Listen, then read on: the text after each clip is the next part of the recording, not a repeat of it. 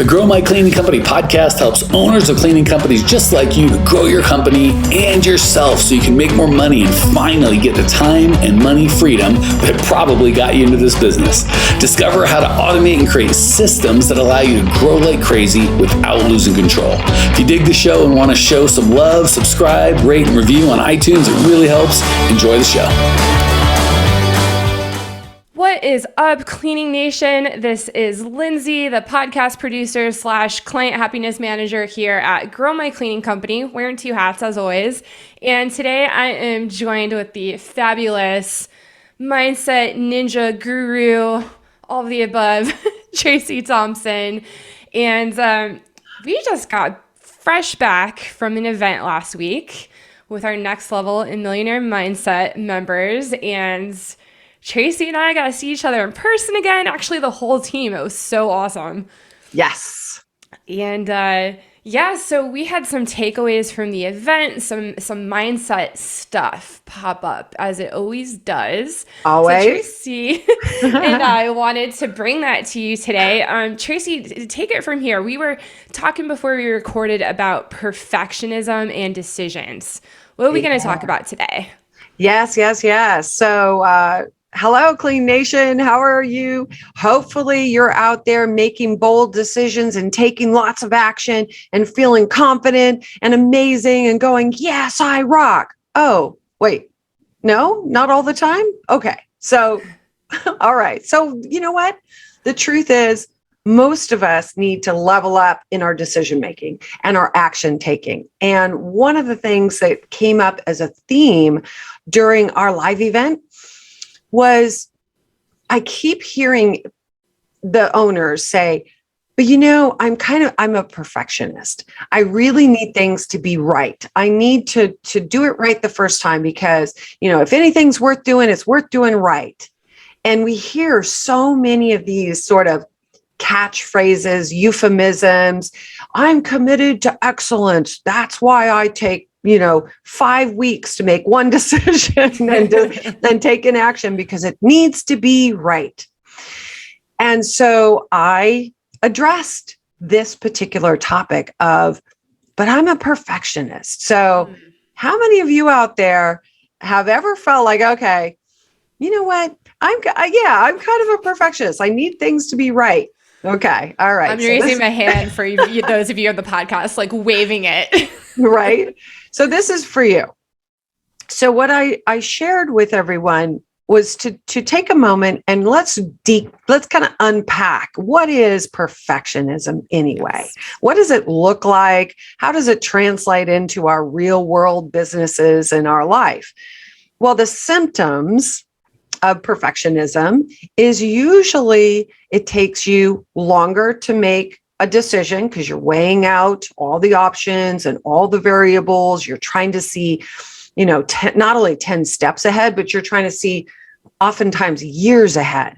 What effect is this one decision or this one choice or this one way that I'm going to have on everything? And so what we tend to do when we tell ourselves the story, I'm a perfectionist, it usually translates into laboring and worrying and having anxiety about most decisions, right? Mm-hmm. The impact it's going to have. And so it slows us down. It tends to bog us down with the decision making and action taking. So it takes us longer. And we all know that if we have enough of these kinds of perfectionist moments day in, day out, that cumulatively then turns into procrastination. And procrastination is costly because if we're telling ourselves the conflicted story that I want to do good, I want it to be right, I want it to be excellent, I'm committed to excellence, but at the same time, we're losing out because we're missing opportunity, we're paying opportunity costs by not making a decision, not making a move, so all kinds of things go wrong when we procrastinate. And procrastination is not a pretty word. We know that. But when Feels we like a dirty word. it's like, it feels dirty. procrastination. Yeah, it's like nobody wants to say I'm a procrastinator. So instead, we tell ourselves that insidious little euphemistic lie that no, I'm not a procrastinator. I'm just a perfectionist. So if you feel that way, here's the truth. We're going to unfold. We're going to unpack this. Perfectionism is really just fear in disguise. And if you really think about it, why do you need for everything to be, quote, perfect, especially before you've even taken an action? It's fear. I'm afraid if I make a mistake. I'm afraid if I make the wrong decision, what will happen? There's layers and layers and layers of fear. So, but if we at least adjust our framework for perfectionism into perfectionism equals fear, then we can face it head on. We can work with it. We can do something about it. We can change it. It doesn't mean sacrificing quality. It means sacrificing procrastination. Ooh. All right. Let's unpack what you just unpacked. Yeah, okay. Actually, something I kind of had this revelation as you were talking to that I know you're going to just run with, but there's this false reality too, I realized, about perfection. And the truth is it doesn't exist. It's totally a fabrication in our own minds. Nothing is perfect. No one is perfect. Nothing on the planet is perfect. And so the notion of perfection is flawed to begin with. So we're basing, let's just face it, it's all these excuses for our fear. It's really messed up, and we're all guilty of it. Tracy and I are not. I'm definitely not perfect, but we're all guilty of placing this blame, using the excuses of I'm a perfectionist on something that isn't even real, like this false belief. So I don't know if it was you or Mike Tracy or Suzanne that said that to me one time, and I just kind of sat back in my chair and went, whoa, just my mic. But so yeah, let's keep going. Let's keep peeling back that onion.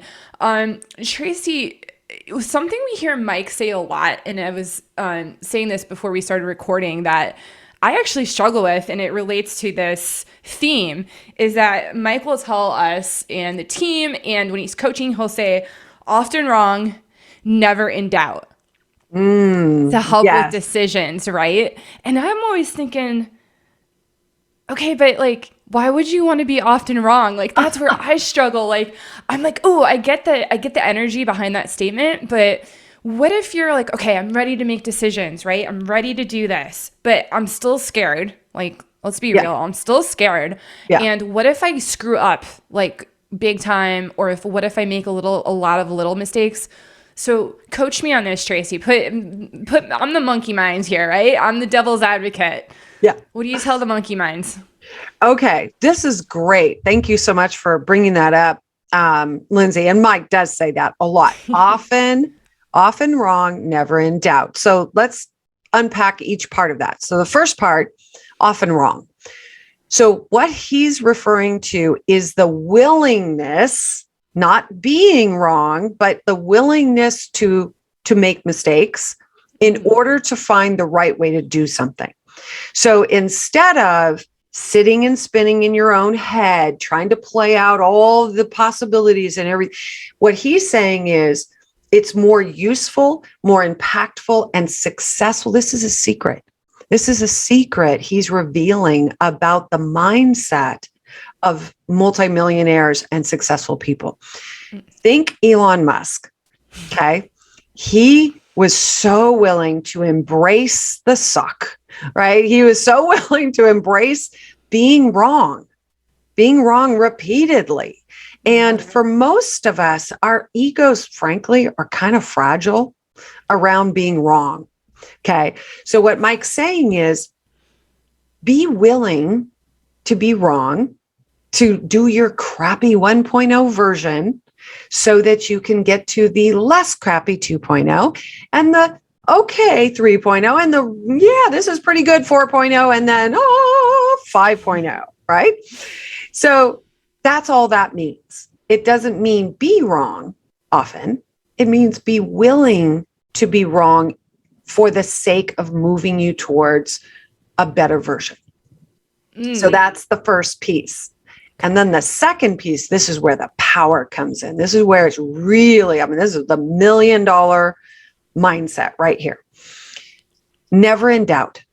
What that means is once you decide and you take an action, you move forward, you learn from it, and you adjust, and you make another decision, you take another action, and you don't look back. You don't doubt yourself. You don't say, ooh, I don't know. Last time I made a mistake and now I don't trust myself and I'm not really sure. I'm second guessing my decisions. Ooh, that'll eat your lunch, as Mike also says. That's insidious, everybody. So if you're in a space where you've created this loop for yourself where you hesitate to make decisions, you labor over them, you try to do it perfect. And then when you finally do make a decision, you take an action, and let's just say it didn't turn out the way you wanted. Now you're doubting yourself. So the next time you have to make a decision, it's 10 times harder. You see, it's the wrong momentum on that flywheel loop. So what we want is we want to reverse that. We want to lean into the crappy 1.0 version. We want to allow ourselves to be wrong in order to get to the right solution more often, which then allows us to trust ourselves more because we're not putting this immense pressure to be perfect on our shoulders while we're making decisions. Everything is a learning opportunity, period. There are no mistakes. That's the truth. Pause. Everyone write that down. Everything is a learning opportunity. There are no mistakes. There are no mistakes. The only mistake is self-doubt. The only mistake is stopping yourself from making further decisions and taking further action. That's the only mistake that can possibly be made out of any action, as long as you are failing forward faster. Fail forward faster. Fail forward faster. There's so many good gems here. Right? So that's how we can get out of like that analysis paralysis. Yes. We hear that phrase a lot too. That's exactly what you just described. Exactly.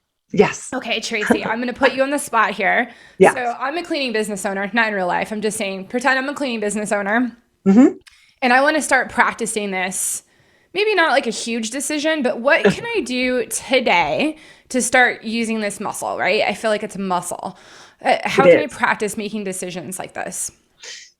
So everybody, we all do, have a decision or a few decisions that you've kind of been sitting on. And maybe it's not the biggest decision of all. You don't take down Goliath the first time. But let's just say there's been some niggling little decisions that you've just kind of shoved away. Or like, I don't know, I don't have the bandwidth to really think about that right now. And I need to analyze this and I need to think about it. And you know how that all goes. So pick one. Pick one that's just been one of those things that you've just gone, I need to think about it more. I just need to think about it more. I need to take more time and make a decision.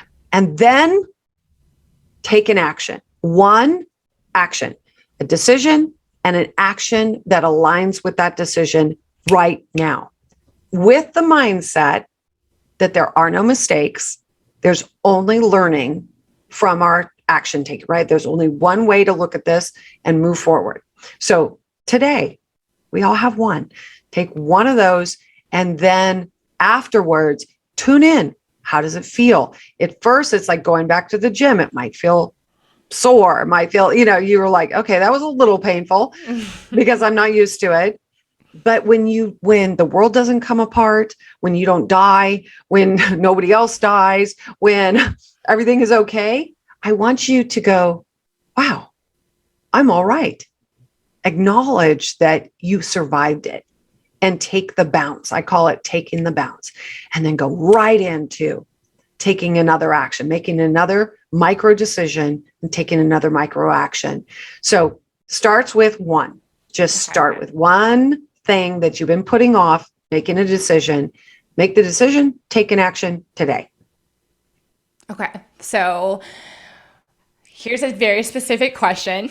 Okay. I like details. Yes. So what if here's my monkey mind. What if I make that decision and it blows up in my face like immediately? Pick me up, Tracy. Like, how soon do I wait to make another decision? Do I say, oh, I'll do it tomorrow, or walk me through it?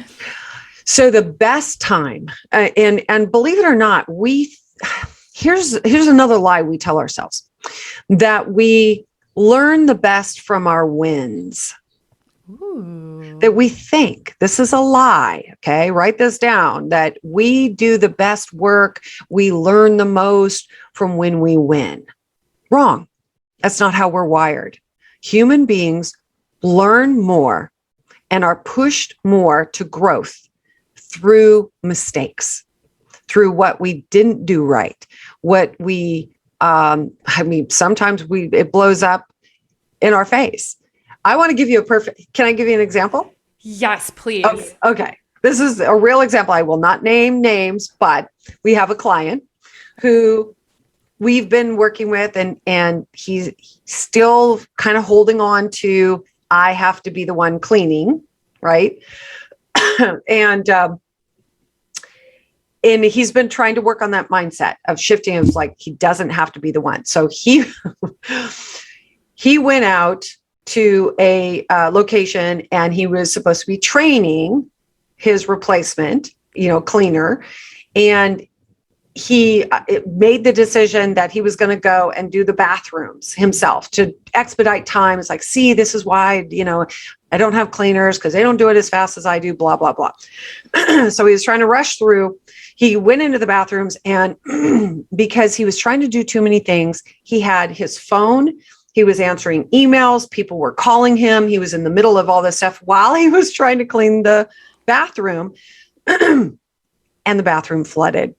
It flooded. And it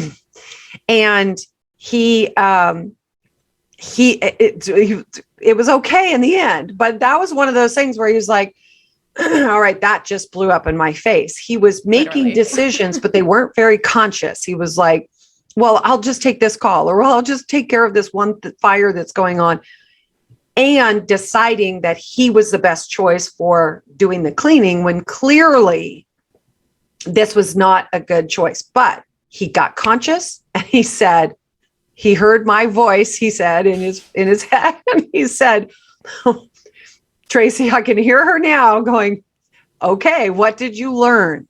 What did you learn from this? I learned that A, I don't multitask. Nobody does. B, this is evidence that this is not my highest and best use. I know it now. I see that. It took this sort of wake up call. Like, okay, flooding someone's house while cleaning the bathroom is a wake up call, right? That's a mistake, but it slapped him into that next level of growth where he's like, okay, I'm not doing that anymore. That was the point of decision. Yeah. It's like his actions and not being totally in the present moment of cleaning and trying to multitask took away his attention from doing the best he could as a cleaner. And yeah, it's really forcing him, right, to make the decision like, no, I'm actually not a cleaner. Here's the universe, or my mistake teaching me no. Yes. So here's the moral of that story related to what you asked. So what if I make a mistake? Yeah. Okay. Well, he could have had that mistake crush him. He could have had a different takeaway if he wasn't conscious. He could have said, oh God, I suck. I need to work harder to be a better cleaner. He could have had the wrong takeaway from it, and he could have had it really damage his own self-trust. But because he was conscious and he said, nope, this is a learning experience. I just learned something valuable from this. My takeaway is going to be something that's going to help me grow. That's the difference between making mistakes because we're unconscious and we keep doing it over and over. And no matter how much we try to be perfect, that never works because it's It's driven from fear. So if you make a mistake and you're conscious, Lindsay, you can use it just like this client did to leverage growth, to move forward, to fail forward faster. And he did that. It sounds to me like he made the decision to change in that moment. Am I understanding? Is that kind of what happens in that situation? Yes. He decided that mistake, instead of it being soul crushing and having him, damage his ego, damage his self-trust, he said, nope, this is evidence that this is time for me to grow. It was a hard lesson. It was probably not cheap either. Yeah, I'm sure. But the thing is, if we fear mistakes, we can't learn. We don't grow if we continue to just stay in that paralyzed place of constantly second guessing ourselves, not taking the bounce, not taking the lesson from those said mistakes. Hopefully you're kind of getting the energy of this. You're feeling that, right? One is proactive. And I always say this, growing pain has a positive quality to it. Suffering is doing the same thing over and over, i.e. perfectionism, and never really learning and never really growing from it. That's the difference. That is the perfect way to sum up this episode, Tracy. I'm going to actually leave it there. And boom. Tracy's dropping the mic. It's on a stand, but she's dropping it. All right, Cleaning Nation. I hope you got some huge value out of this. I'm going to do it myself. I'm going to listen back to this one because there are so many gems in here. And I think just getting in that mindset that Tracy just described of, if this feels a little weird to you to think this way, try it on. And maybe listen back to this when you get a chance after you've made some decisions and kind of A and B yourself. Like, am I growing in my decision making? Am I using that muscle? Yeah, that's it, Cleaning Nation. And if you like what you're hearing and you want some more training, some more mindset, some more tactical approaches, check us out at growmycleaningcompany.com. We have some free training there for you to check out. And we're going to sign it off here. Thanks so much, Tracy. I'll see you later, Cleaning Nation. Bye. Well, here we are, the end of the podcast, and you made it. Great job. I've got a little bonus for you for sticking through with me, but like I mentioned before, if you got value out of this podcast and you want to show a little love, subscribe, rate, and review on iTunes, Spotify, wherever the heck you're listening to this thing. Share with a friend, share the love. And as a special thank you for those of you that stuck with me to the end, how about I give you my personal phone number so we can text? It's a great way for me to get to know you, your business, your goals personally. So shoot me a text now, 602-932-6431. 602-932-6431. I am the only one who responds to these texts, and I will personally respond to everyone I possibly can as long as this number is manned. Don't know how long we're going to keep this at the end of the podcast, so grab it now. 602-932-6431. Give me a text, say hey, can't wait to meet you.